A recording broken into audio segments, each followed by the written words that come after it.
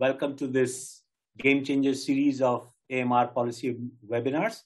My name is Satyajit Sarkar, or Satya for short, and I'm the project coordinator for this project and also the technical lead for policy and advocacy. The project RADAAR is run from International Vaccine Institute in Seoul, but today I'm speaking to you from Geneva. I will be your sort of MC for today, and we welcome all of you for making the time to join us. Just one small thing, because some of you may have seen our starting animations, may be wondering what that turtle is doing moving all over the screen.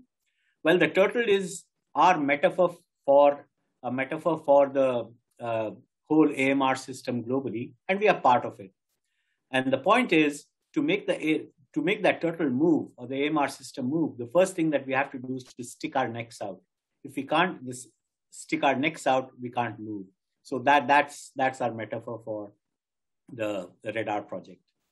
So to start off, just to say that last week we had Lord Jim O'Neill in the first webinar. This is the second in the series of 6. The first one went off very well, and as usual, Lord Jim O'Neill was very provocative and very blunt, and he gave his reflections on what he thinks of the current global response to AMR. The recordings of that must have been sent to all of you, those who had registered, and all our invitees. Do have a look at that. We'll also send you the transcript in the coming days, because he didn't use any slides, but his transcript makes for some fascinating reading. So I'll start off by just telling you what is the running order and agenda for today. So if you can have the agenda slide, please. Yeah. So right in the beginning, just after I present this agenda to you, I'll do a brief introduction to RADAAR and the webinar series, mainly because some of you are new to the RADAAR project.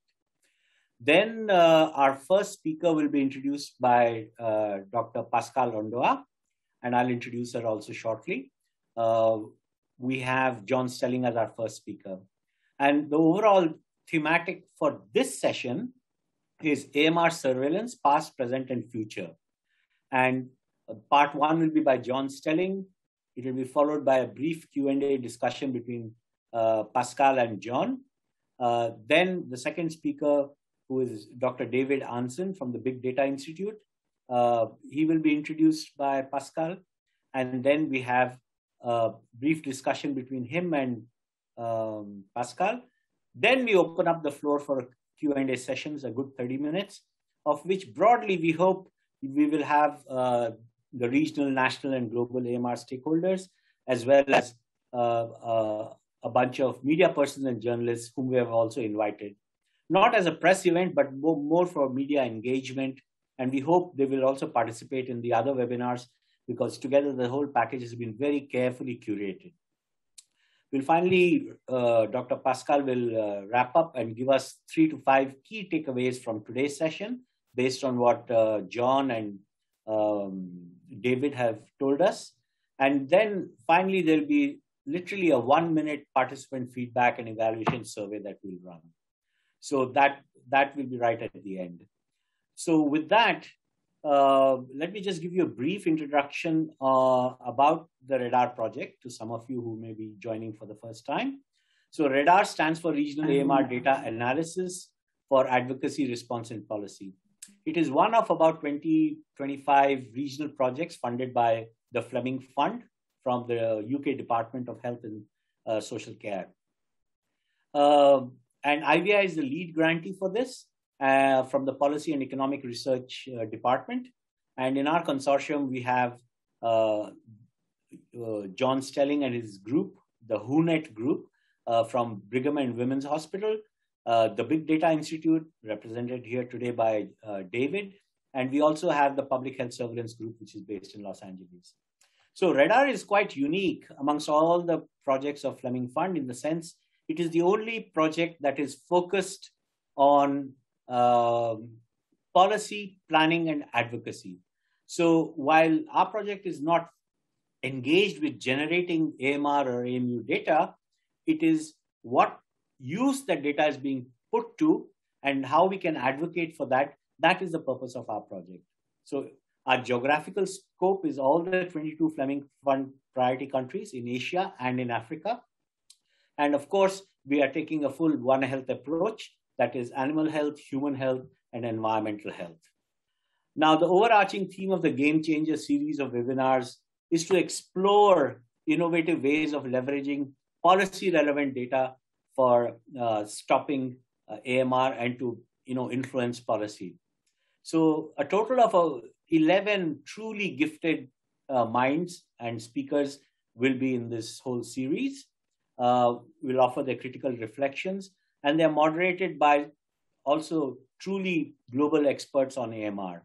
And the whole series will span from animal health, human health, environmental health, social behavioral sciences, anthropology, and also the emerging fields of artificial intelligence and machine learning. Each speaker and webinar will attempt to answer 5 key questions from their own disciplinary lenses on the status of AMR. Where are we today? Where we need to go? How do we get there? What is working? And how much it is going to cost?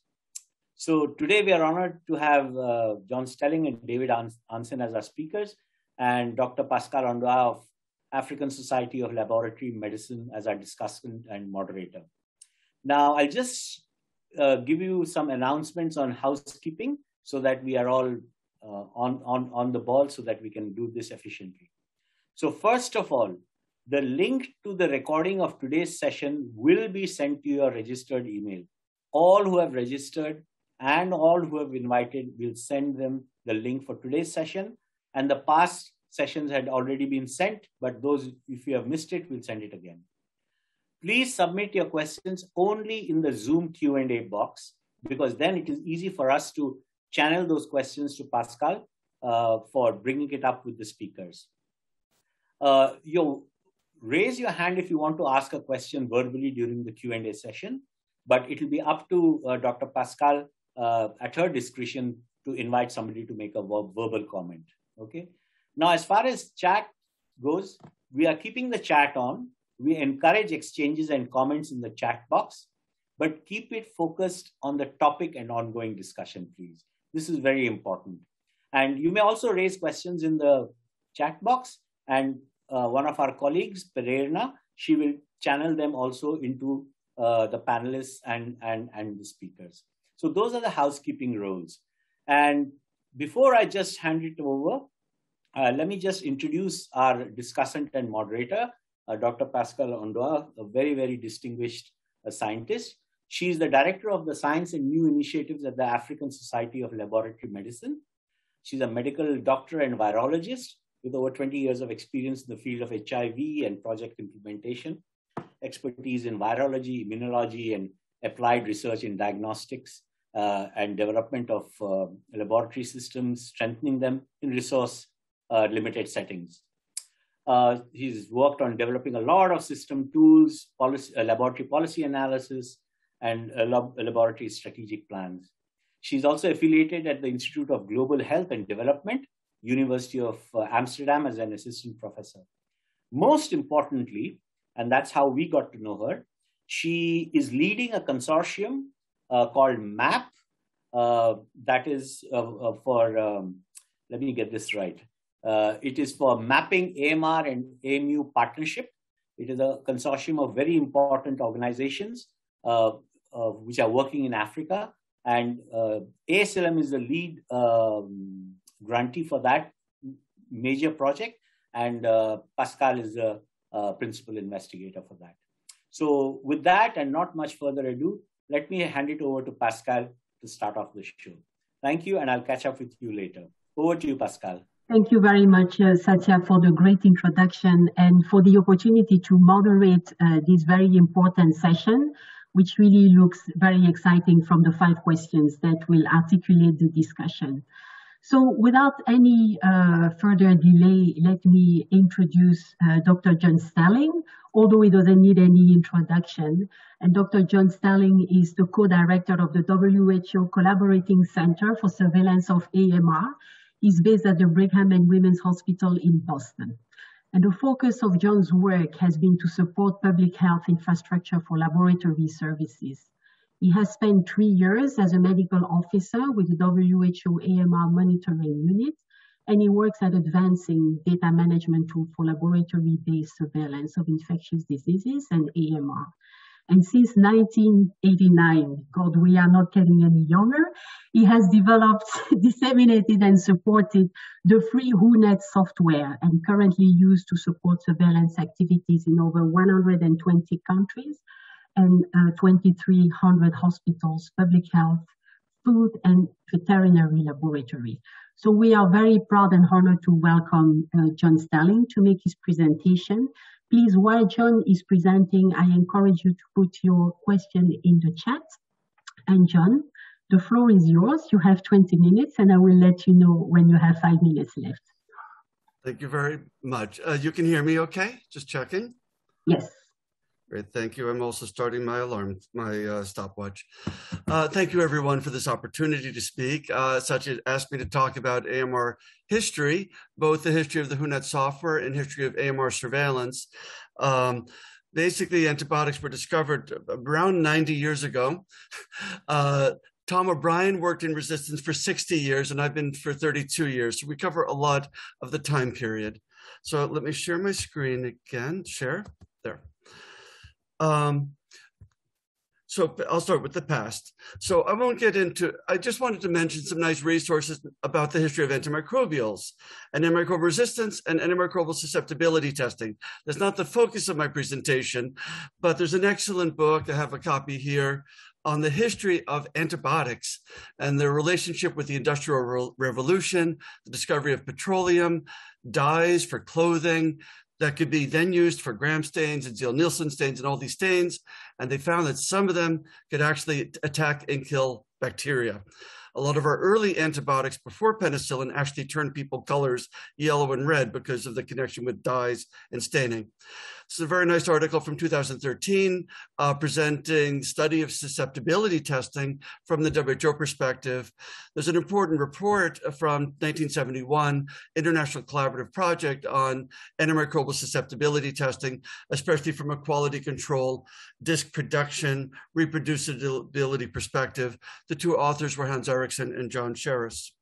There's John Sherris years ago. There's John Sherris and I last year. I'm sad to say he just passed away at age 100. He died this past May, and not from COVID, but a wonderful man who's impacted my own career, of course. Dr. O'Brien trained under John Sherris and Kirby and Bauer in 1962, learning the disc diffusion method. That was not published by Kirby and Bauer, the standard international paper for Kirby and Bauer, until 1966. So Dr. O'Brien started doing disc diffusion 4 years before the landmark publication. Kirby was head of infectious diseases, Bauer was the research fellow, and John Sherris was head of microbiology. 1963, he introduced Kirby Bauer to our hospital. And then in 1964, he introduced mainframe. So that was one of the main innovations of Dr. O'Brien in this, is introducing computers into this field. One of the very first applications, in fact, of health uses of large databases. Dr. O'Brien. This is a paper from 1969 with zone diameter distributions. You see, for example, at that time, penicillin resistance in E. coli, only 7% were susceptible, but you could see some were highly resistant at the far left and others were moderately resistant. Klebsiella, almost all were highly resistant. So Tom realized that susceptibility testing was valuable not only for patient care decisions, but also for studying the evolving microbial epidemiology and the emergence of resistance. That was one of his innovations, to tie routine susceptibility testing to public health surveillance. So you see Ralph Kent, the computer guy at that time. The co-author was Tony Medeiros. That's the 1960s. 1970s, Richard Norton at the Food and Drug Administration got very involved internationally at introducing the standards for disc production. He went to China, he went to Argentina. He taught people how to make antibiotic discs. It wasn't about surveillance. It was about treatment and quality of the disc manufacturers. In fact, I mentioned the 1971 publication from Aanensen and Sherris, and they found actually the disc diffusion at that time was more reproducible than the agar and the broth dilution methods. So that's one of the reasons for the early focus on disc diffusion. Here you see an example comparing a laboratory in the United States and a laboratory in France. You see one of the co-authors is Jacques Accard. Sad to say he passed away a year and a half ago from COVID. He was very involved not only in the human side, but also with OIE on the food and animal side of resistant surveillance. These are the IT guys at that time, Arthur Gershkoff, Richard Hageboom, and John Hopkins. HUNET software development, that's where I come in. Tom did not start HUNET with me. He started the name HUNET with me, but it was in the 1960s with those IT people that I showed to you. 1970s, mainframes with optical scan sheets. 1980s to personal computers. This work was led by Li Chao. Before Windows, also before DOS, we used PC Juniors, and the DOS didn't exist yet. I came in 1990s. I started partially with DOS, partially with PC Juniors, which was pure basic. And, you know, this is I won't go into the details of it. More recently, we have been modernizing and modernizing and modernizing the software. We've lost a lot of time, but in an important way, in these past few years, as we modernize the tools to really take off into the future with new collaborations, new possibilities, new technologies. Mentioned 2020s, we have migrated recently to SQLite. It's much more modern, faster, more secure data structure. We plan to move, hopefully in the next year or two, to Visual Studio .NET 5. .NET 5, even though HUNET started its life, well, before Microsoft, but before, it was Microsoft DOS or pre-DOS, but HUNET's always been a Windows software. It can run on Unix and Linux with emulators, Mac, but .NET 5 is cross-system compatible. So we do hope to introduce a version of Windows that can natively run on other operating systems. That's what I used to look like. If you work in antibiotic resistance too long, that's what happens to you. That's me and Dr. Brian in a more recent year. I lived in Africa at that time. That picture was taken in Mali, where I lived for 2 years. So we developed this. Tom came up with this idea that clinical laboratories have extremely valuable data, not only for patient care decisions, but also for public health surveillance. The use of a common software could and should support local, national, regional, and global collaborations to support many objectives: recognition, tracking, containment of emerging threats, cost-effective care and treatment guidelines, public health policy, interventions, advocacy research, and very importantly, capacity building. Sometimes people say, well, I don't want to use those data because I don't trust the quality of the data. My point is that if the data are not good enough for surveillance, they are also not good enough for patient care decisions. So by collecting poor quality data, that helps you to understand and give feedback and improve the quality of the data. I do recommend collecting poor quality data. Do not publish it as surveillance. Do not publish it for treatment guidelines, but collect the poor quality data with the aim of improving the capacity through feedback, and then you can monitor the improvement over time. We developed HUNET, first of all, for local applications. When I started, it was 10 hospitals in 8 countries. So HUNET was a very small project when I started. So it's to promote local use for local applications. And secondly, to promote national and international collaborations. The local is more important because for 2 reasons. One is at the local level, where you have the infected patients and the hygiene issues and the policy issues. You need to treat these patients locally. The other reason the local is so important is if there's no value to the local data generators, it is not going to survive for national and global surveillance. So to have a global system, there has to be some value to the laboratories and the institutions that generate the data. HUNET is widely used around the world: Latin America, Europe, Asia, increasingly in Africa and North Africa, Middle East, a lot of that related to GLASS, the WHO GLASS initiative, a lot of that really related to the MAP initiative and their efforts to also introduce HUNET. I won't go through all of these. These are some of the earlier meetings. I mentioned the 1971 Aanensen-Sherris publication. I'm going to jump to the last one here. Dr. O'Brien was the chair of that session, 1982, Surveillance of Resistance. In fact, the second paper there is about Enterobacteriaceae. There has always been an initial focus from a public health perspective on the enteric pathogens. I'll come back to that point in a few more slides. This is a table from the 1982 report, and even at that time, they realized there were local, national, and global needs. A clinician needs to act, a policymaker needs to act, a researcher needs to act, a media person needs to act. So even at that time, we realized that there are many different needs for these kinds of data. Here, this is a more modern version of that table where we inserted regional. There's policy and advocacy, epidemiology of resistance, resistance containment, and capacity building. So I'm not going to get into this in any detail, but many people, when they think of surveillance of resistance, they think it's a once-a-year activity. Once a year, you do your annual antibiogram. And there's so much, and that's an underutilization of these valuable data. Alert organism surveillance. Have you seen CRE, VRSA, fluoroquinolone-resistant Salmonella typhi? One isolate is enough to generate a confirmation, an investigation, a notification. You do not need a sophisticated IT system for that.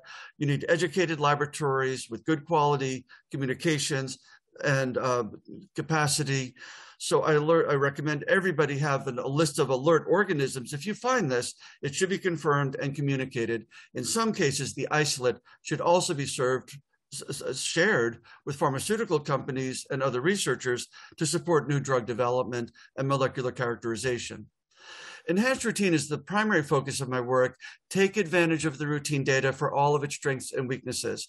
It's all pathogens, all specimens, all antibiotics, all laboratories in a country that are willing to share their data. Very comprehensive for looking for outbreaks, new resistance, capacity building. There are problems of bias and quality. But it's also very low expense. This is what people routinely do. Your focus is primarily data collection and analysis and interpretation. Thirdly, targeted surveillance. This is more like public health research or surveys. Let's focus on pneumococcus. Let's focus on TB. Let's focus on gonorrhea with more clinical data, more molecular typing, more follow-up. Very valuable, but very more expensive, more time consuming, often very narrowly focused on a few important areas to support public health decisions. Resistance is complex. It's not one disease. It's not one pathogen. It's not one sector. There's human, animal, environmental, industrial, and interchanges among all of these. So one approach to surveillance is not sufficient. You need a variety of strategies, a variety of timeliness, once a week, once a month, once a year, once every 3 years, sometimes very narrow, sometimes very broad. So you need a broad view in developing surveillance initiatives. Let's take a look at my time here. Okay. These are some other more recent initiatives. I was very involved in I was involved in most of them, actually. I'm going to move on. These are just examples. The WHO Global Strategy was 2001. The World Health Day in 2011. GLASS, World Antibiotic Awareness Week. Also, this one is a public health awareness survey. Resistance surveillance, to a large degree, started as an academic exercise among researchers and microbiologists without the connections that are needed for full policy on antimicrobial use, on hygiene, and also awareness to get the broader perspective. And since I've been involved in surveillance of resistance, I think we have really made a lot of improvement in the quality of data, of laboratory data, knowledge and interpretation of those data, but we are still faulting on using those data to support interventions. This is from the food and animal perspective, and they've been very involved from early on in a large number of activities on how can we connect resistance surveillance to capacity building and governmental policy.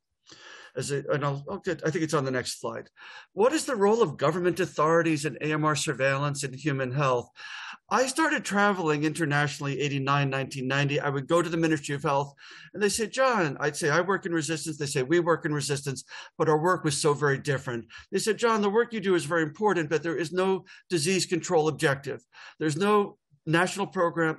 There are national programs for TB, Plasmodium, HIV, gonorrhea. And there are national surveillance programs when there is a disease control objective. containment objective, a therapeutic objective, and these go back decades.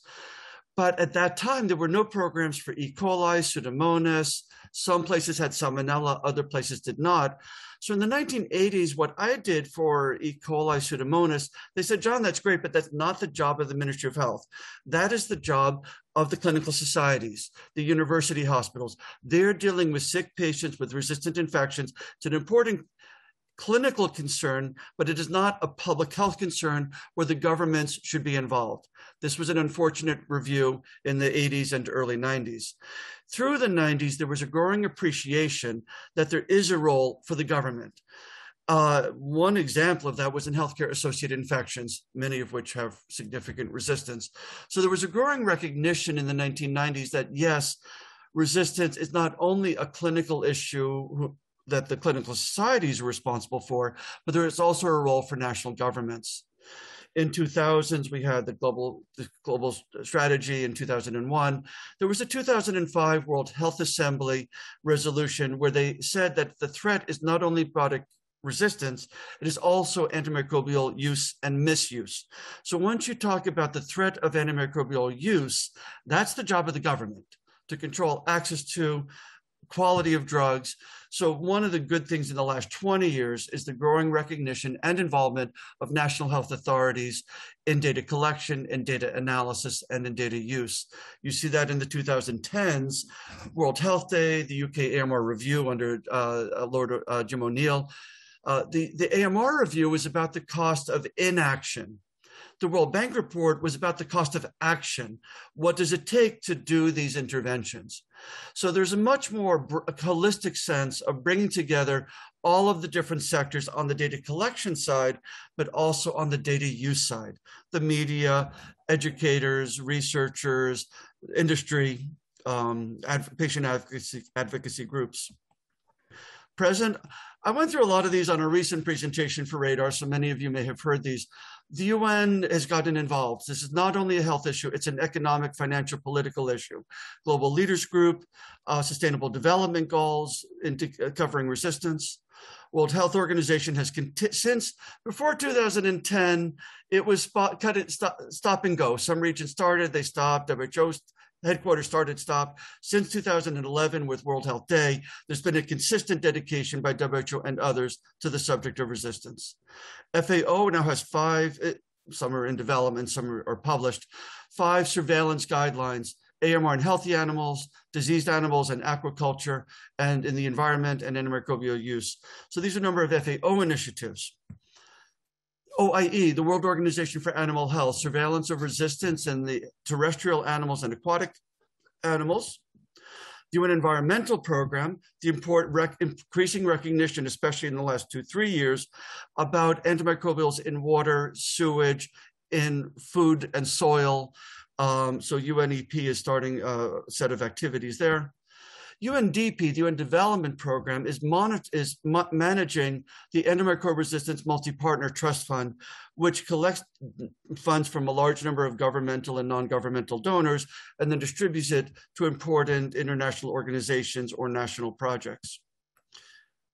The tripartite is a collaboration among 3 of these groups, FAO, OIE, and WHO, systematizing the collection of data, but also the collection of information about activities, capacities, regulations, protocols, structures.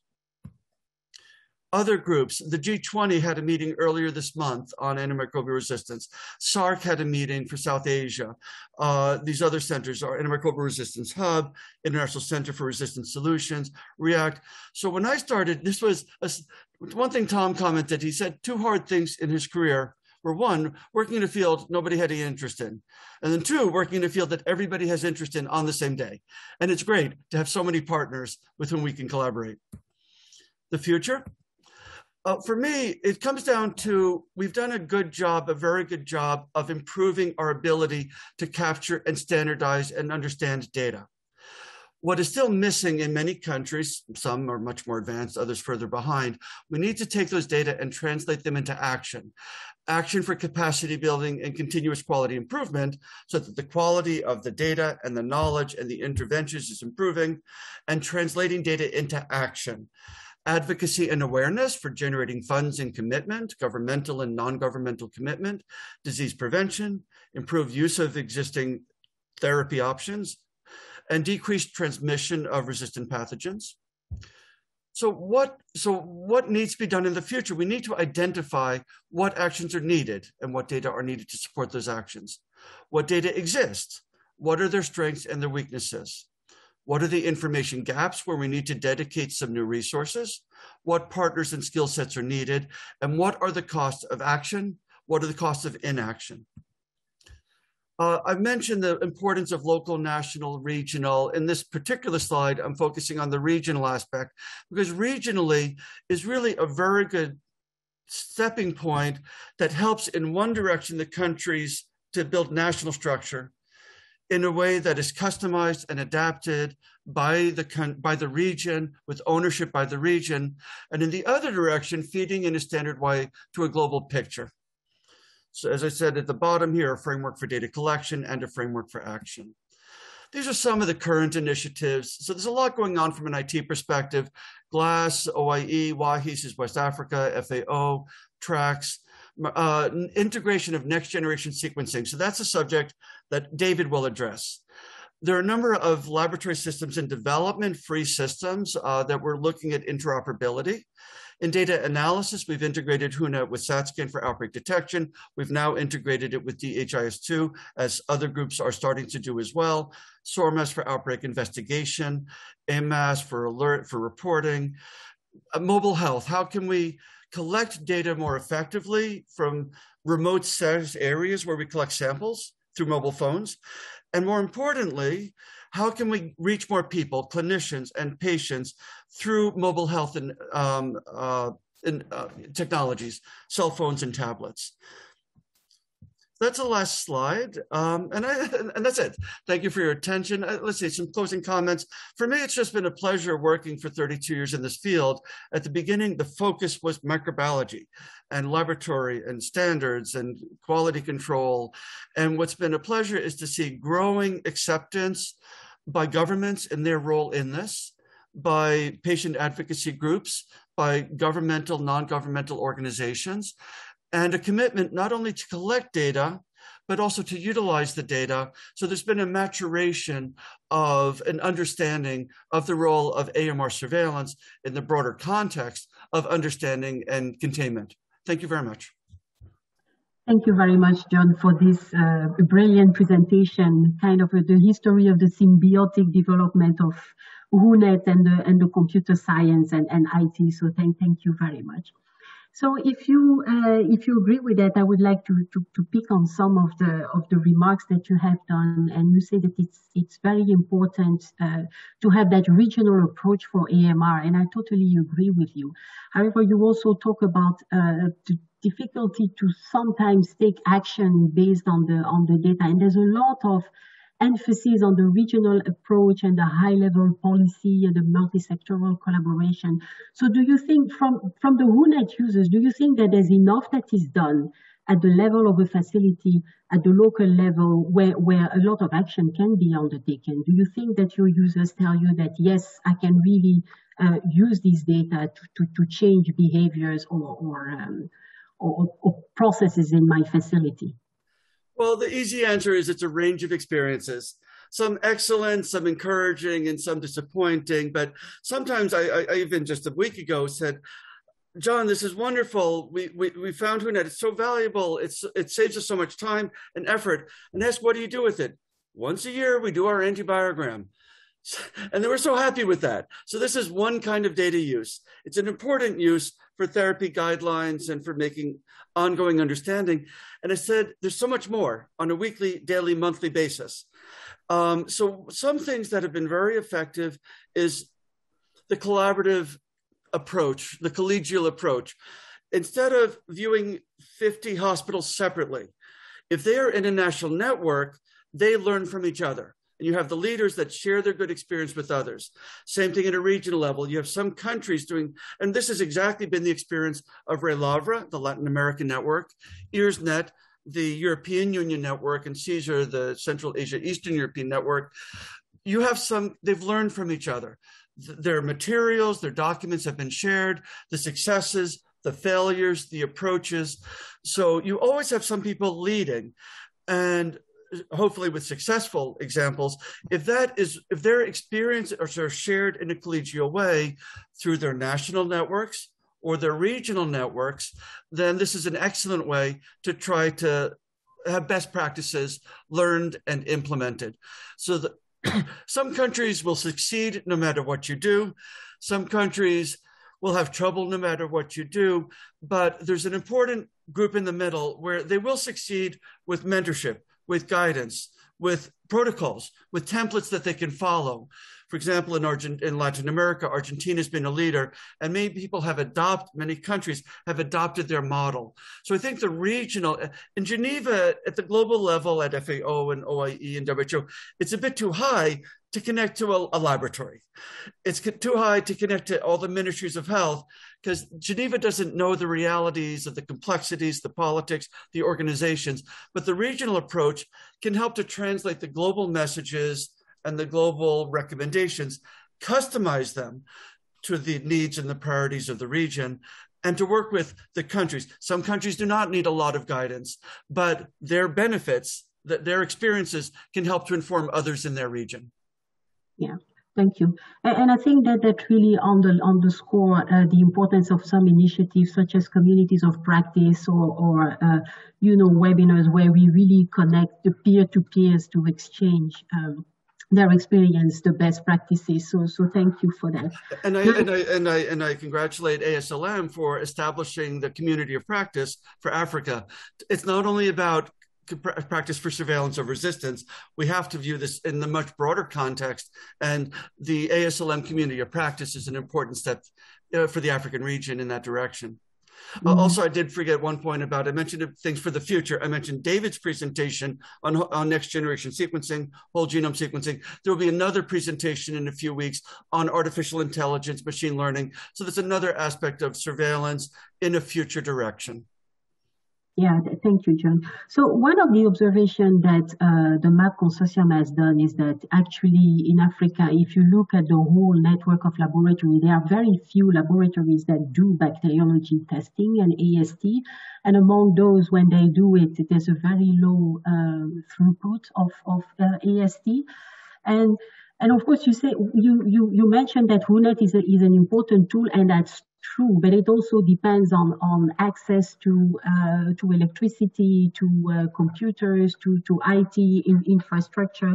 Now, when the decision maker have to actually prioritize, what would you recommend? Do you recommend that we have to improve access to AST, even though the IT infrastructure is not there and the reporting might not be feasible, or would you advise that in order to leverage and to have good quality data, one facility should first have the capacity to report and an IT infrastructure before starting to implement AST? What would be your priority? Would that be access or would that be reporting? My priority is to view these as two separate but related, two separate important objectives. So in the one direction, obviously for patient care, focus on patient care decisions. For patient care, you need, we've discussed a lot antimicrobial stewardship. There's also diagnostic stewardship. What is the appropriate role of diagnostic services within the resource limitations of a country? Who's going to pay, patients or the insurance or the government? So in the one hand of patient care, we need diagnostic services even without computers. Are they testing the right antibiotics? Obviously, to have incubators, you need electricity. There's some degree of electricity there already. But in one direction, you're training microbiologists on organism identification, clinicians on sample collection practices. In a different direction is IT and epidemiology and understanding. You don't need to do one before the other. And as I mentioned, the IT, as I said, I collect bad quality data because it helps to tell them you're testing the wrong drugs. And we've seen that a lot with the Fleming Fund activities. we collect their data and say, no, that's not right. You're testing you're testing things that don't make any sense, or they are not validated. So in the IT system, we're helping them to improve the AST. We're looking at data volume. This year they were doing 10 a week. Now they're doing 20 a week. And that's a different metric. It's partially about the quality of the data. Part of it's about the volume of the data. So we're trying to build not only laboratory capacity, we're trying to build epidemiology capacity, and they support each other. Thank you very much, John, for those remarks, and thank you for the brilliant presentation. I can see a lot of comments in the chat. I do have to apologize. I'm from New York. I speak fast. I do apologize for that, especially when I'm watching the time. All right. Thank you, John. So I think it's time for us to go to the second part of this seminar and introduce our next speaker. Thank you. Thank you, John. So it is my pleasure to introduce Dr. David Aanensen from the Big Data Institute at Oxford University. So David is the director of the Center for Genomic Pathogen Surveillance. He's a professor and senior group leader in genomic surveillance. He's also group leader at Wellcome Sanger Institute. So David is the director of the Global Health Research Unit on Genomic Surveillance of Antimicrobial Resistance, which is funded by the National Institute for Health Research. And he works with partners in leading AMR strategies in the Philippines, Colombia, Nigeria, and India to implement genomic surveillance and linking to routine phenotypic and epidemiology data for priority pathogens. So his work focuses on data flow and use of genome sequencing for surveillance of microbial pathogens. So David, the floor is yours. You have 20 minutes. I'll tell you when it's 5 minutes before the time. Thank you so much, Pascale. Can you hear me okay? Yes. Great, and it's an absolute pleasure to be sharing this presentation with John. I've known John for many years, and the insightful and amazing work that he's done is really sort of inspiring, and I hope that we can sort of align some of our approaches. So my name is David Aanensen. I'm based at the Big Data Institute, and my talk is really focused around the use of genome sequencing from AMR surveillance. Broadly an introduction and then some examples. So I'm based at the BDI and the Sanger Institute, and our approaches are how do we translate the use of genome sequencing and the rapid and large-scale analysis of data into information that can be used for public health decision-making at a local, national, and international level. So one of the things that we focus on in pathogen surveillance and genomic epidemiology more broadly is for a particular pathogen, can we untangle which cases are related to each other and which ones are unrelated but still part of the an epidemic approach. And we use genome sequencing to do this. There's a number of technologies that are maturing all the time, and they're still maturing. This isn't a final technology whereby you put in the genome and then you get exactly the full sequence out. There's still work to be done here, but there are many different approaches, short or long read sequencing, Illumina, PacBio, etc. And we need to approach how we actually handle this on various different scales. So the use of genome sequencing for untangling the spread of pathogens at local institutes, within hospitals, within food production plants, healthcare institutes. And then can we bring that information together to be able to understand spread locally, nationally, internationally, and ultimately globally, and combining that information with other sources of data, epidemiological information, travel information.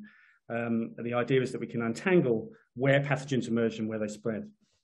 One of the ways that this is undertaken, and there are many, many studies and exemplars of doing this, is to collect a bunch of samples, run them through your standard genome sequencer, compare how similar they are to each other, and then represent that similarity as a tree of how similar things are to each other. And this gives us an operational unit of genomic surveillance, which is the distance between any two genome sequences that can be used to try and interpret the spread at each of these levels.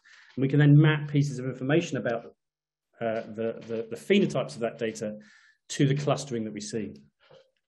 And for antimicrobial resistance, if we look into the genomes of bacteria, we can look for the presence or absence of genes or single mutations that may give us an indication that the phenotype of that genome is resistant or sensitive to an antibiotic.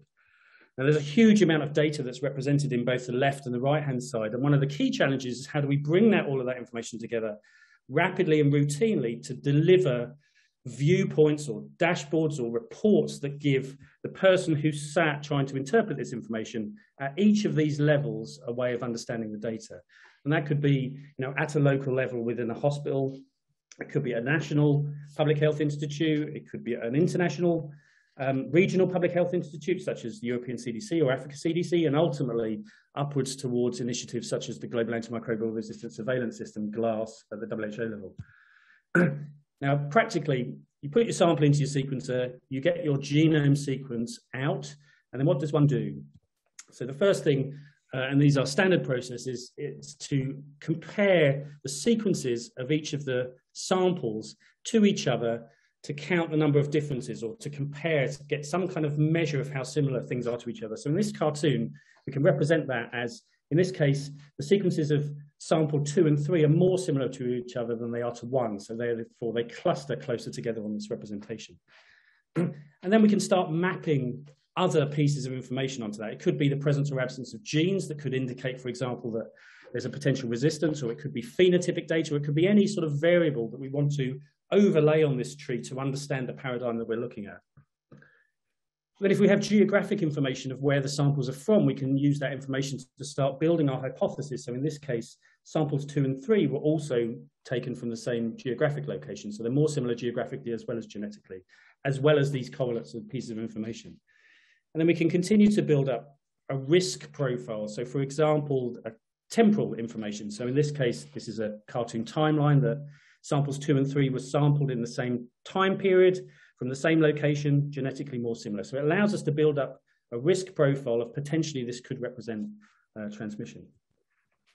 And these are the basic sort of approaches and tools that are used broadly within the field of genomic epidemiology. Now, this is a real world example of a number of samples that were taken from Staphylococcus aureus, both MRSA and MSSA, representing the epidemic MRSA 15 lineage, or sequence type 22. So this is a variant in the common parlor, or a clone or a lineage, whereby we have a number of sensitive samples and a number of resistant samples. And the resistant samples cluster together on the tree, and they all have this red band in common. And in this case, this represents the presence of the MEK gene, so it's methicillin resistant.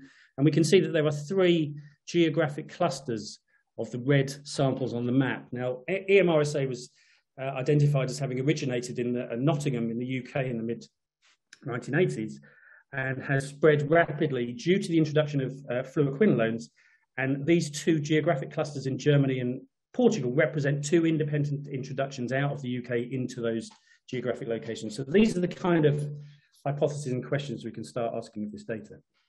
And these trees can be represented in different ways. So this is the same data, but represented in a circular tree, an unrooted tree, etc. Now, this figure at the bottom largely represents a tree shape. It looks a bit like a comet, but this is what outbreaks look like, where we have sensitive isolates, background long distances from each other that are circulating, and then suddenly something occurs and there's rapid expansion of an outbreak lineage. So in this case, it was EMRSA 15, introduction of fluoroquinolones caused a mutation that caused this rapid expansion. And what's very important here is that context, background information, so surveillance data is key to being able to spot when things emerge from, when things turn bad. So I'm going to describe 2 applications of genomics. So one around AMR, and I thought it was important to just touch in on the increased use of genomics over the last year or so within COVID-19, because it really sort of points the way to what we could do within AMR. Now, we've worked through John with the Philippines for the last number of years, and the Philippines have a 30-year AMR surveillance program that looks at phenotypic data across a number of sentinel sites and reports that information upwards through WHO to GLASS on a yearly basis for various bug-drug combinations. So this is a cartoon. So essentially, resistance profiles are collected, and this is the current operational unit of laboratory surveillance. Phenotypic yes/nos for a number of antibiotics for a number of pathogens.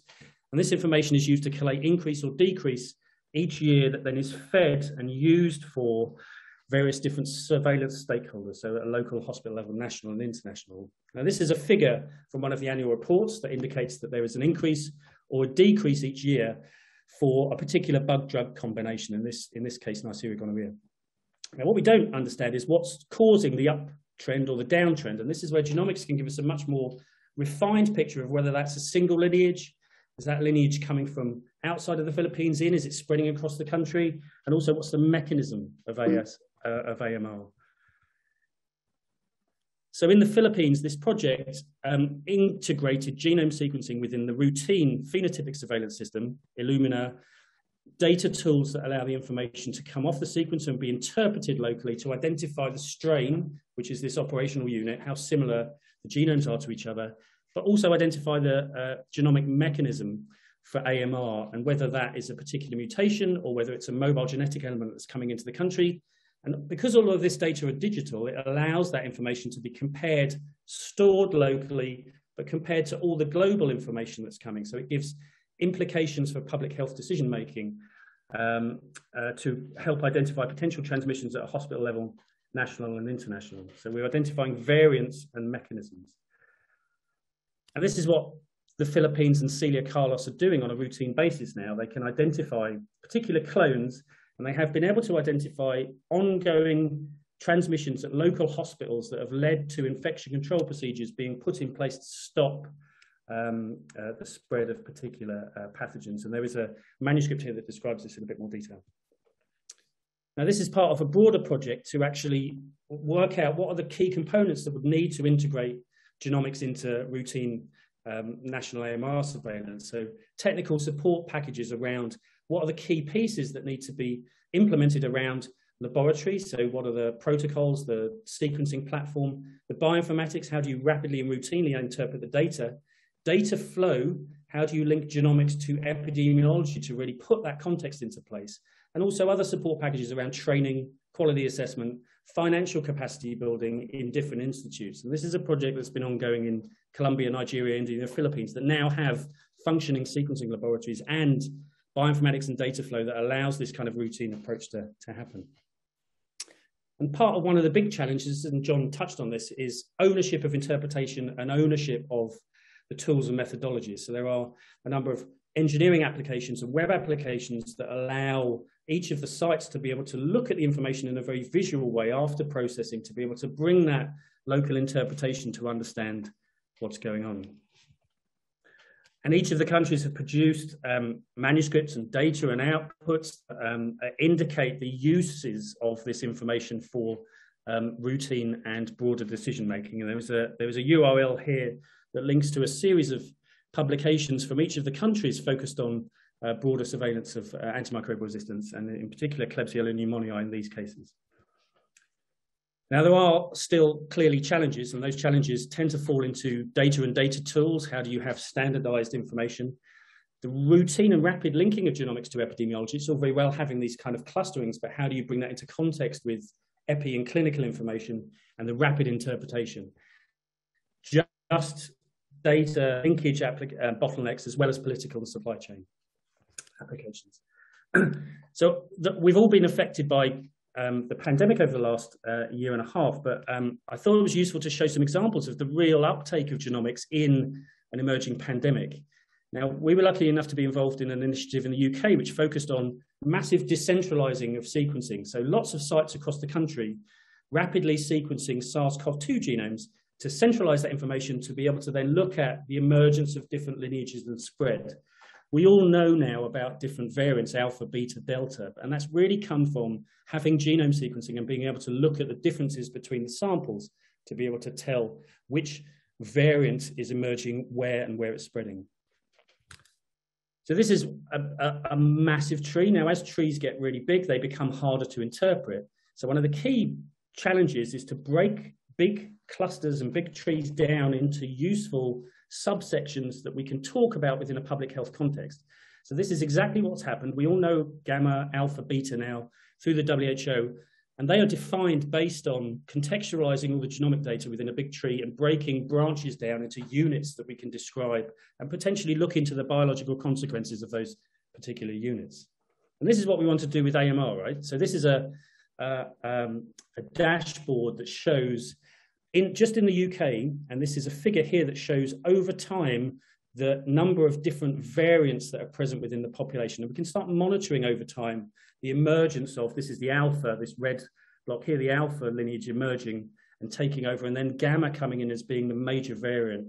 If we could do this with our variants of AMR, of different bacterial pathogens, this is some way that will enable us to get a handle on when, where, and the rapid spread of particular strains and lineages.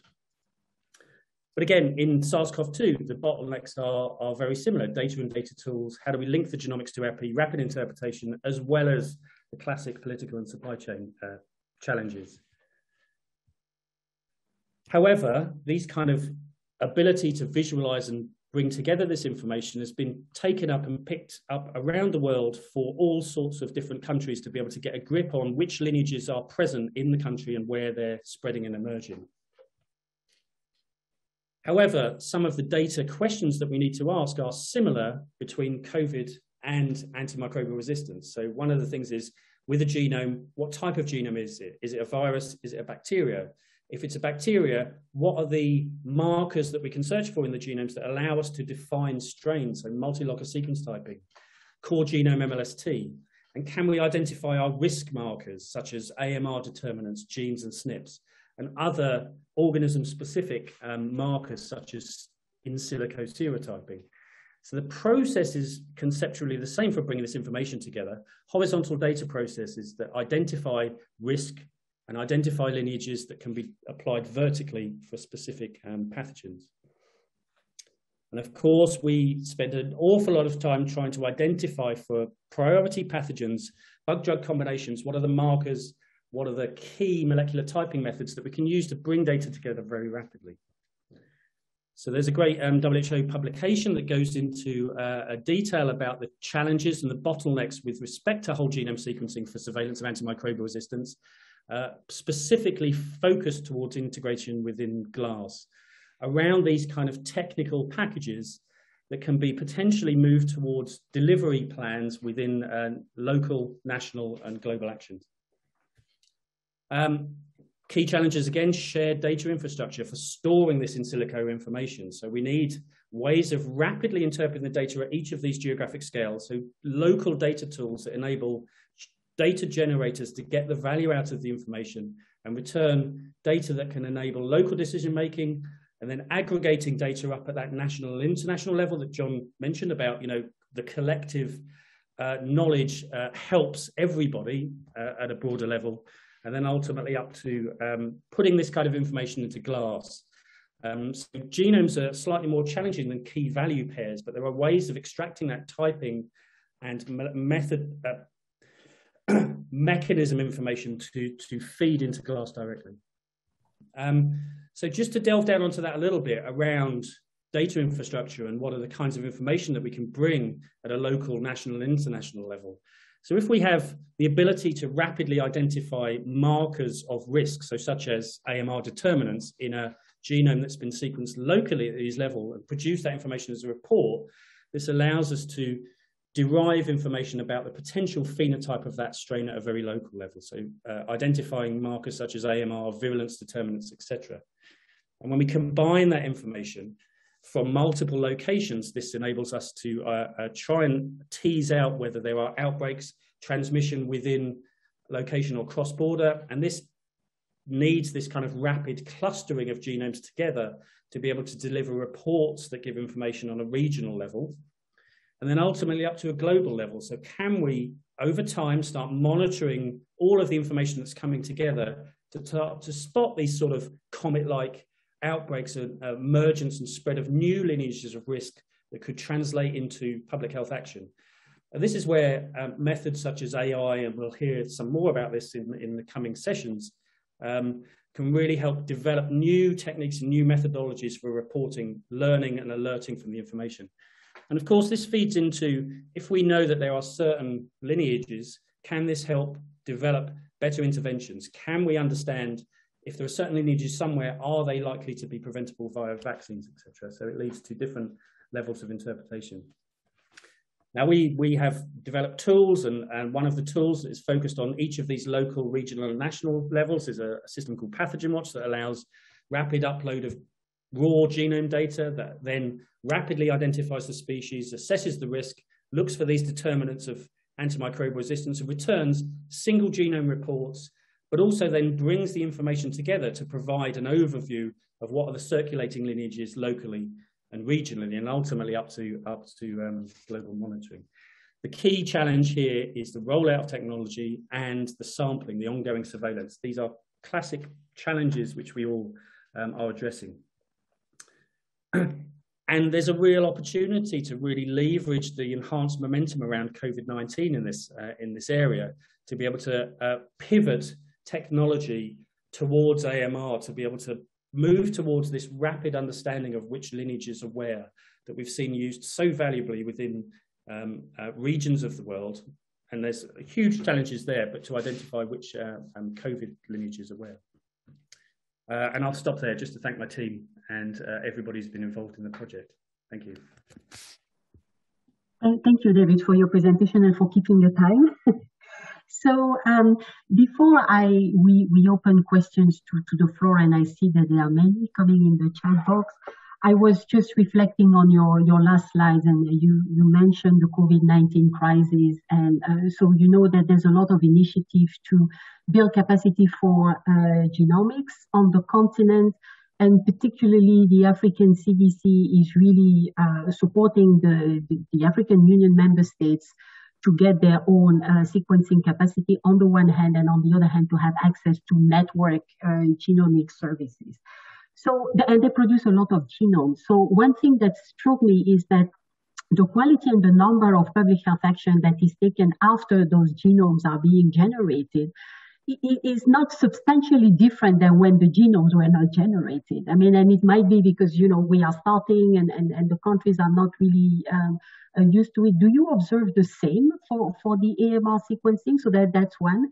And then do you see the COVID-19 capacity building around genomic sequencing being an opportunity also for improving AMR control with this kind of technology?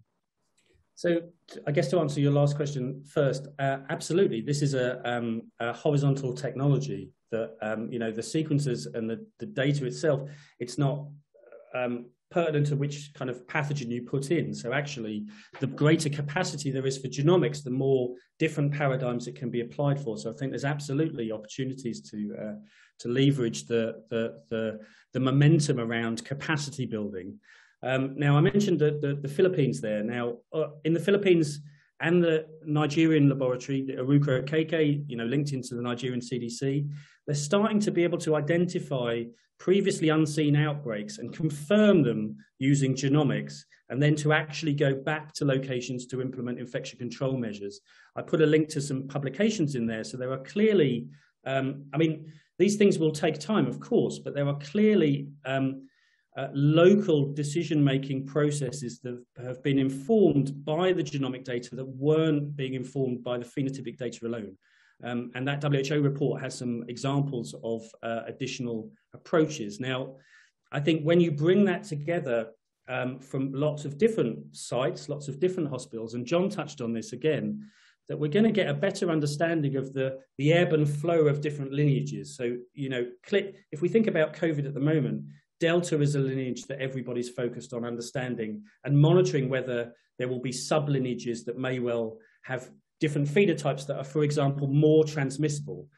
And there's a lot of question around the value of genomic sequencing for SARS-CoV-2 because of it's more difficult to identify particular transmissions, but these greater units of Delta's present here, so therefore we need to watch out for vaccine escapes within that particular strain, identifying the emerging and what the picture is of the variant distribution in the country is absolutely going to help us understand whether different interventions will be effective. You know, if you have an ongoing emergence of a resistant lineage that we know cannot be treated with particular antibiotics, then that's a piece of information that can inform infection control, both locally but also regionally.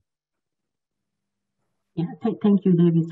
And just a follow-up remark or comment on that. So for the African CDC, the Pathogen Genomic Initiative, so of course there are a lot of operational issues in terms of long turnaround time, you know, for the submission of the results. It's very difficult to send samples. and the shortage of experts, not only for the laboratory sequencing, but also for the bioinformatics. So the more we add, pathogen genomics objectives, of course, the more the shortage of the human resources becomes important. So what are your views in terms of, building that to sustainability for the African countries, the Asian countries? How can we tackle this? I mean, I think, the communities of practice. So Pascale, I know you've been fundamental in introducing this into various different networks, but actually there's a lot of expertise outside of areas that don't currently have expertise that can be brought together to share past experience that can help lead into sort of training and the passing over of ownership of that interpretation piece. There's a whole area of expertise in the field of digital epidemiology. So how do you bring genomics to play with current epidemiological data that I think we need to bring into existence collectively by building on successes in various locations that can then be brought and transferred to locations that require the expertise. I think communities of practice, sharing of previous information, sharing of previous expertise and successes is an incredibly important way to upskill. So what you're saying is that really a bottom-up approach with the one that already have the practice and the experience, they should keep the ball rolling. So a last question before we open it to the floor. So still taking the experience of Africa, there is a perceived need to have data portals and tools that are owned by the region, that are owned by Africans and the country, and for example, go beyond submitting the sequences to the GZ and really have like a portal that is tailored to the local needs. Do you feel the same for AMR, and are there any initiatives towards that kind of need? Yes, I think it's incredibly crucial to have local ownership of data interpretation and tools that enable local priorities to be put into practice. Now, there's clearly top-down and bottom-up approaches. I mean, if you think of SARS-CoV-2, there is the GISAID database where sequences can be submitted, but that doesn't give any value to the local data generator, and it really needs to be about extracting the information from the data, linking it to epidemiological locally, that then encourages the submission of information upwards in that chain. So there are a number of emerging data tools that are locally installable, open source software that can be really tailored and owned by local installations. And, I think community of practice around digital epidemiology, community of practice around data engineering, data science, and also software engineering. There's a huge pool of talent across the world that can be brought to bear that we need to actually encourage locally. There are tools that have been developed in high-income countries that are open, that can be used, but you still need that fundamental sort of engineering expertise and the community of practice to be able to deliver that locally. I think our major focus should be on enabling local data generators to have access to the tools and own those tools and interpretation to be able to then leverage feeding into these bigger, broader initiatives. It has to be bottom up and top down. Thank you, David. So I think that we can move and take some questions from the floor. So John, I hope you're still with us. And I think that I see the first question is for you. And the question is, the participant asked what you see as action that international organizations shall take for laboratory capacity building at country level. And I would add a twist to that question. So what are local organizations, what can they do to improve capacity building at country level for the laboratories? John. There's a variety of approaches. For example, within the Fleming Fund countries, there are very active programs with EQA, capacity building, training. So that's one direction, is laboratory training. Another one is, for example, data management, looking at, one thing we have found, I found one laboratory, 20% of their Staphylococcus aureus was vancomycin resistant. That's not possible. So it's an area of feedback. When I was in Geneva, when I was a director in the late 90s, we had a very interesting idea that unfortunately stopped. We started a collaboration, a set of discussions between WHO and the International Federation of Pharmaceutical Manufacturer Associations. It's the group of national pharmaceutical associations. When there was a common interest between WHO and industry on building a consortium to build capacity, to buy reagents, provide EQA programs, to buy computers. There was a strong area of interest in trying to collaborate in building a consortium to build capacity with funding and expertise from industry. As WHO moved from the surveillance area, surveillance of resistance, to resistance containment, the interests of industry and WHO started to diverge. We were looking at rational drug use, regulations. We did share an interest in good quality drugs, but coming to the present day, I think there is a role for consortium-based approaches on building capacity. There's a growing number of online workshops and training courses that people can sign up for and train themselves. ASM, CLSI, number of European groups are very involved in capacity building at the national level, and then try to use that to build capacity within a country. There are the regional EQA programs. In Africa, it is based in Johannesburg. For North Africa, it was based in Oman. In South Asia, Thailand. So these EQA programs, these proficiency test programs, part of what they do is they send proficiency test strains. Part of it is they do provide protocols and guidance and trainings. They'll often, I remember another example with the Global Foodborne Infections Network, people were having trouble buying serotype materials. So the international experts helped to coordinate and connect them with low-cost vendors. MSF has a new initiative called Mini Lab, associated with Mini Limbs. We're helping out the Mini Libs, the information module, but Mini Lab is to build a set of equipment and protocols validated at low cost that could be shipped either for a short-term basis for an outbreak investigation in a remote area or for long-term. So I think in collaboration with WHO and these other societies, there are many opportunities, but people need to be connected to those opportunities and funding needs to be available for those opportunities. So I think there's already a lot there, but what's needed is funding to support participation. Yeah. And awareness of what exists. Yeah, thank you, John. And as a laboratory specialist, I would add that a lot of it also depends on, the whole systems around the laboratory that need to improve. I think there's a lot that can be done in regulating the profession and the competencies of those people that work in the laboratory. What are the minimum testing packages at different levels? Make sure that bacteriology is there. Regulation around quality. And I think when that is sorted, I think that automatically then the ASE and the AMR functions are going to improve. There's everything around the insurance and how the testing can be reimbursed by insurance schemes. And of course, we can also leverage, we always look at the WHO and those external international partners, but the African Union also have the African free trade agreements for everything concerning the equipment and the reagent. I think there's a question about the diffusion discs that are difficult to get. And I think all of this is part of a larger package. So thank you very much, John, for this. A number of countries have set tiers of level 1, level 2, level 3 labs. What are the minimum capacities, the minimum standards? There's international certification or accreditation. There's less formal ones, but certain expected standards. And I think these are very valuable efforts to advance. Okay, thank you.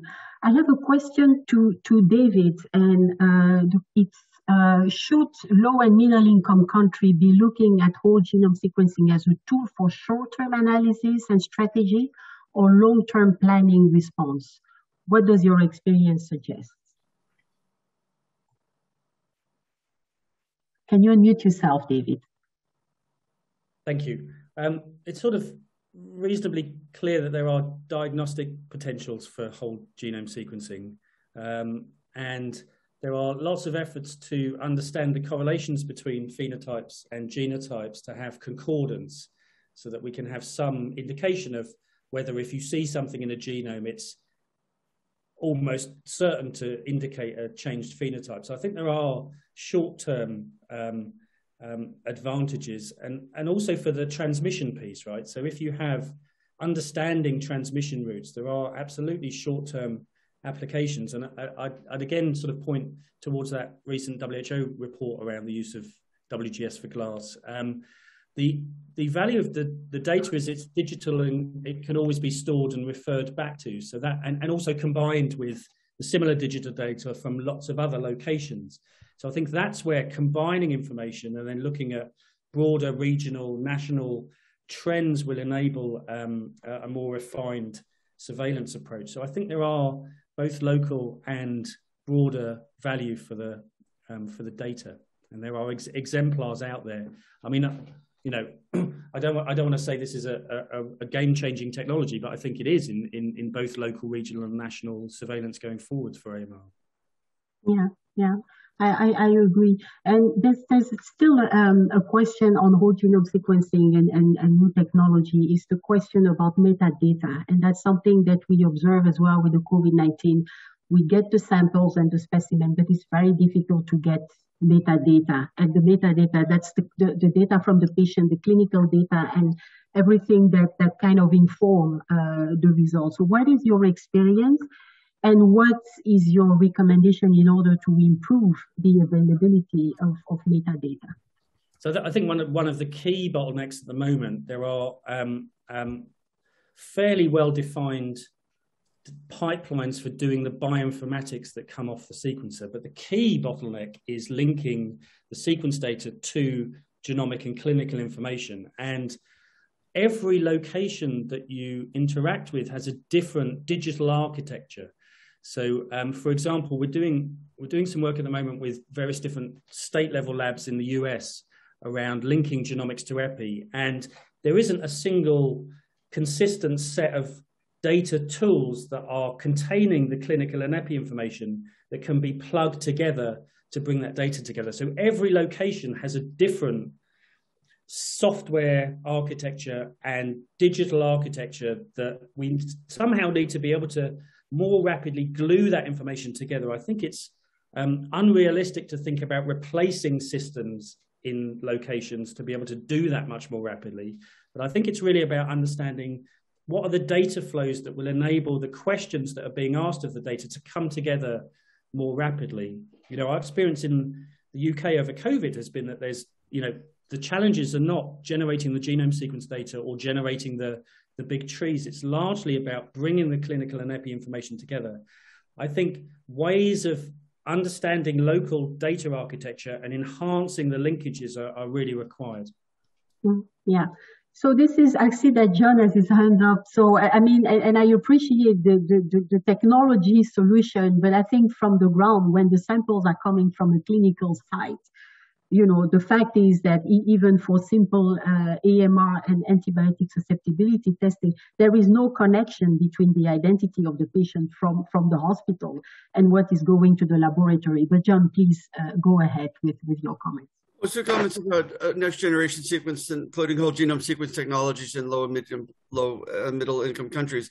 One is that it's allowed many countries to leapfrog technologies. You know, when I started in the virology lab, they had kidney cells and monkey cells and all these different cells.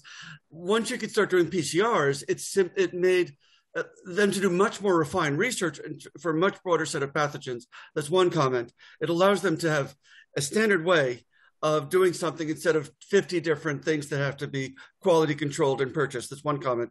The other comment is about, I mentioned earlier in my presentation, the importance of enteric pathogens and their link to public health. The Pan American Health Organization's original name was the Pan American Sanitary Bureau. A lot of public health originally focused around salmonellosis. And for enteric pathogens, I mentioned the complexity about serotyping, but with whole genome sequencing, a lot of the food and animal and enteric pathogen labs have been a very perfect place to bring in whole genome sequencing in a meaningful way. They were already doing pulse field gel electrophoresis. This allows them to replace it by much more sophisticated technology. So it is replacing an advanced technology with an even more advanced technology. So I think for LMICs, it is extremely appropriate.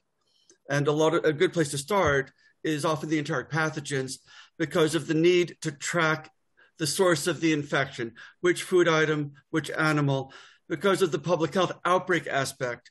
So that's, I think, a good use to start off with for a low-income country.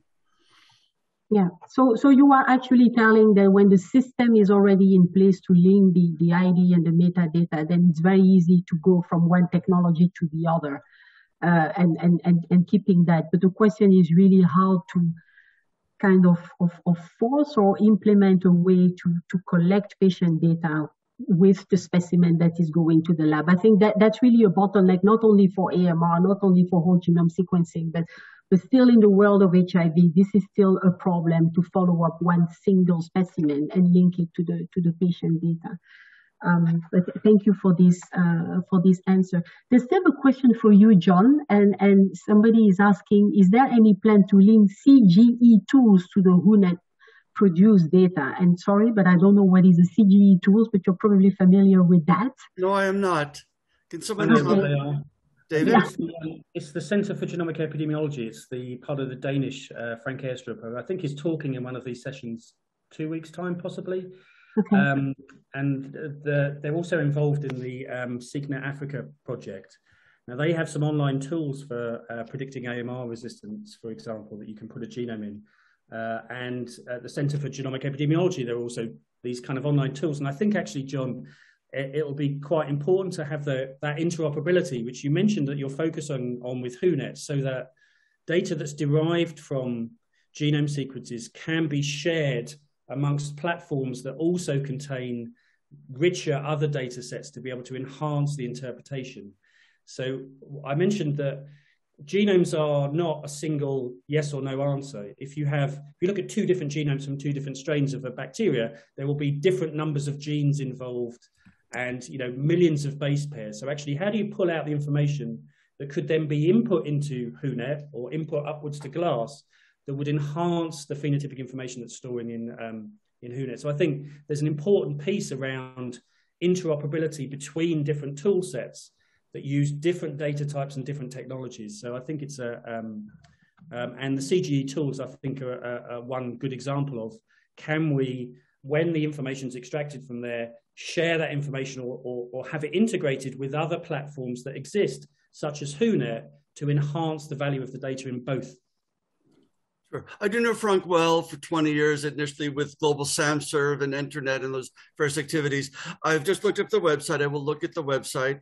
I've just put my email for anyone in the chat, but for the person with that question, if they have a specific thing where they see an appropriate interoperability issue, we'd be happy to explore that. One thing we're always trying to do is to make sure that what we do is compatible for importing data from other systems and exporting data from other systems, as well as just come up with common strategies for visualization and interpretation. So I will look into, I know about that activity, but I'll look in more detail because of this question. Thank you. I think there are also, if we think about GLASS and the submission of information to GLASS, what are the genomic correlates that would be submitted in a report from a local, any location upwards? Is it the presence or absence of specific genes and markers? Is it the genotype, an MLST or a CG-MLST? And again, if we hark back to SARS-CoV-2, I mean, the major unit of discussion is the variant. So is it Delta, is it Alpha, is it Beta? That's key value information, fairly routine column-based data that can be combined on a broader level. So actually establishing the data types that can be filtered upwards into GLASS and also sit within local tools such as WHONET, I think is an important area. Thank you. Thank you. So I just want to let the audience know that we will probably spill over 10 minutes because there are still a lot of questions coming in the chat. And I see a very interesting question in the chat asking, how should low and middle income countries decide what to focus in terms of advanced technology for surveillance and laboratory strengthening? I think this is a very philosophical question, and I would like to hear both your opinion on this. David, perhaps if you could start. So we're lucky enough to work with Iruka Okeke at Ibadan, and Iruka's really brought together the National Action Plan in Nigeria for laboratory capacity for AMR surveillance. And one of the key issues is actually ensuring that laboratories can do species identification and basic phenotype testing. And then if you go to other locations such as Celia Carlos's RITM in the Philippines, where they have a 30-year surveillance program, their next step upwards in the technology was actually how do we bring those kind of clustering of genomes together with the very good laboratory sentinel sites that are present. So I think there's a spectrum of capacity that, again, there's a previous WHO report on the use of molecular methods for AMR surveillance for glass that has a wonderful figure that describes a spectrum of capacity in existing laboratories and where the focus should be or could be, as well as a cost-benefit analysis of bringing molecular methods in. So, it's no use having a laboratory that, a brand new laboratory that hasn't been able to get phenotypic testing up to scratch of plopping a genome sequencer in there. It's not going to be a huge amount of use at that point, but there are PCR tests, for example, for identifying molecular correlates that can be based on understanding the fingerprint of an existing site and then what the pathway towards implementing technology can be. It's a very useful report, that one. John. Sure. I do like this idea of a tiered approach. What are the relevant technologies? For a lot of antimicrobial resistance, you do not need centers of excellence. You need centers of competence to do basic, simple, good quality culture identification susceptibility. So that's one goal that all of the clinical laboratories doing culture should have. Then it gets a question of, well, what more advanced features should be there? What molecular aspects, what confirmatory aspects should be available, and should be available in the country or outside of the country. We're doing a lot of work now with Pacific Islands, and it doesn't make sense for every island country to have every capability, but they need ways to share data with Fiji or New Zealand or some of those regional centers of excellence.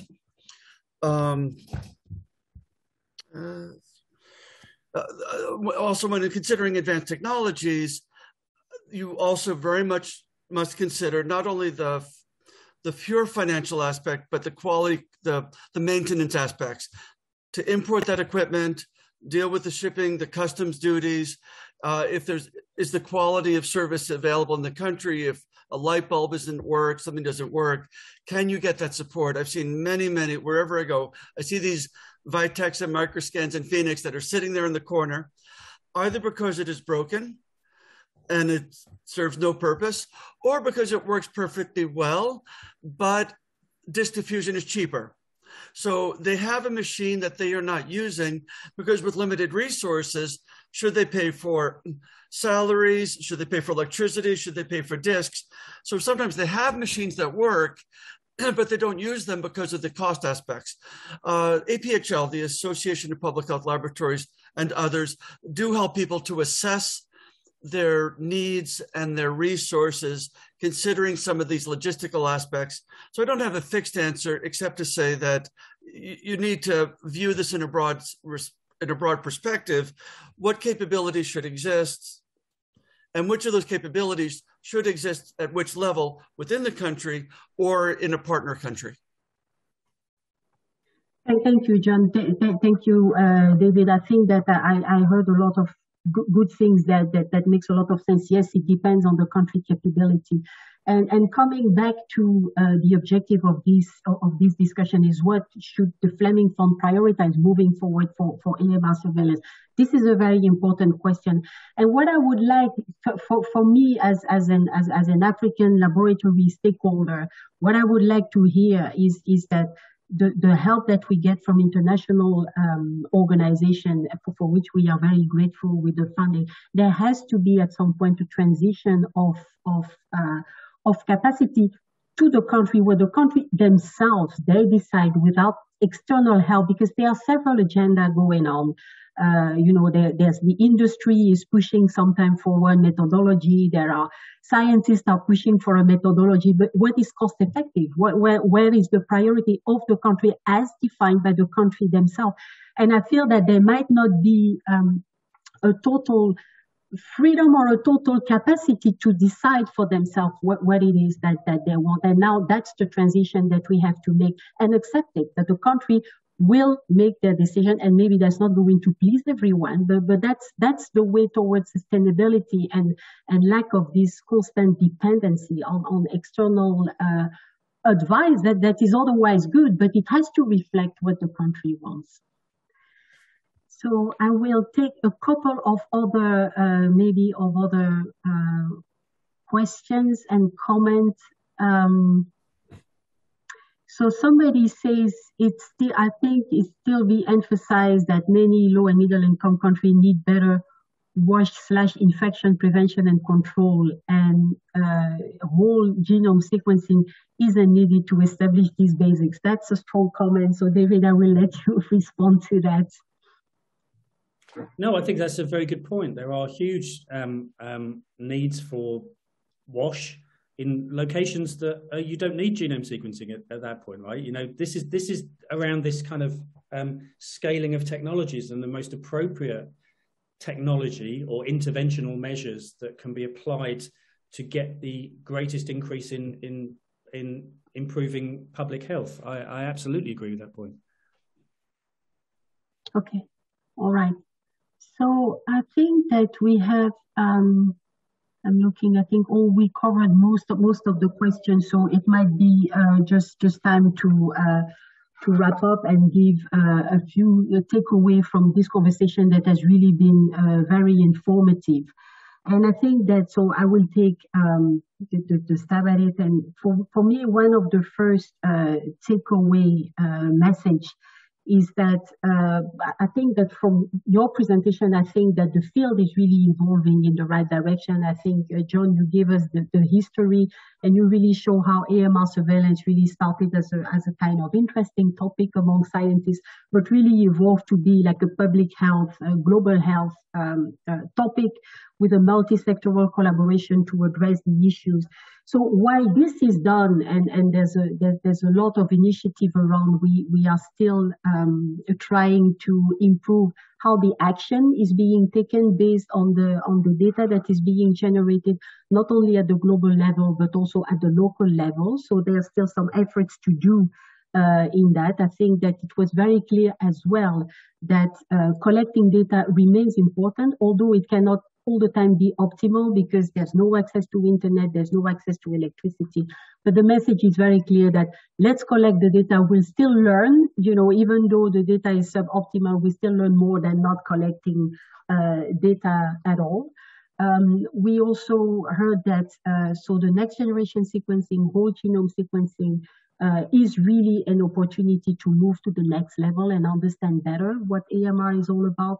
The capacity building that is created around the COVID-19 through coordinated by global stakeholders such as the African CDC, it's really a chance to move the capacity around. I mean, there are still some basic needs, but the next generation sequencing is an important tool for long-term strategy, for short-term strategy, for clinical intervention, public health intervention. And finally, I really liked the end of the conversation on how low and middle income countries have to make a choice. And the Fleming Fund can use this information. It really depends on the capacity of the country, on the finances that is there, what are their health priorities. And that brings really some emphasis on the need for the country to have their own data, know their epidemiology, make their decision, and of course, be thankful of international organizations, but at some point there has to be a transition whereby they make the decisions independently.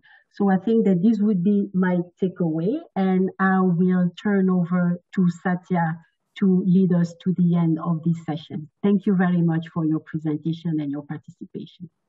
So there are a few other questions. Feel free to write to me directly because I will not answer them during this session. Thank you. Great.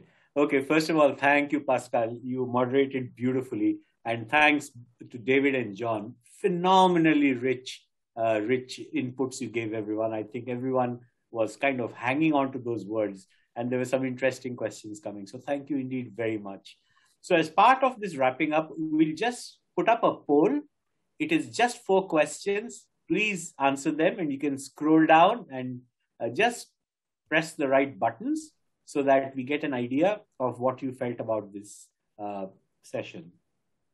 And while you are filling up that poll, may I say that the next webinar is on 8th of October. The registration for that is separate. So please register for that. And that takes one step forward of linking the technical with the social. Surveillance data is coming out, but can we link it to what is happening on the behavioral front, the social front, the livelihoods, the politics, the economics, and what are the policy relevant questions then? So we're incrementally making each of these policy webinars more complex, but hopefully on a foundation which is historical, and it gives a perspective of where we need to be going. So I thank you all very much and for the time that you've given us. And thank you, Pascale, David, and John. Please do sign up for the other webinars also. We'll be very grateful. And thanks to all the team that is behind these screens, the team in Korea, which is doing all the hard work in ensuring that you receive everything. The recording will be sent to everyone on their emails. Don't worry about it. We are going one step further. Because some of the conversation is so rich, we're also going to try and send you the transcripts so that you are able to use it as a good reference. So I thank you all and hope to see you in the next one. Over and out. And special thanks to John for waking up at 3:30 in the morning to be with us. And David, you've taken time out from a very busy time, and so has Pascale. Thank you very much. Thank you, Satya. Thank you, everyone. Thank you, Pascale. Bye-bye. Bye.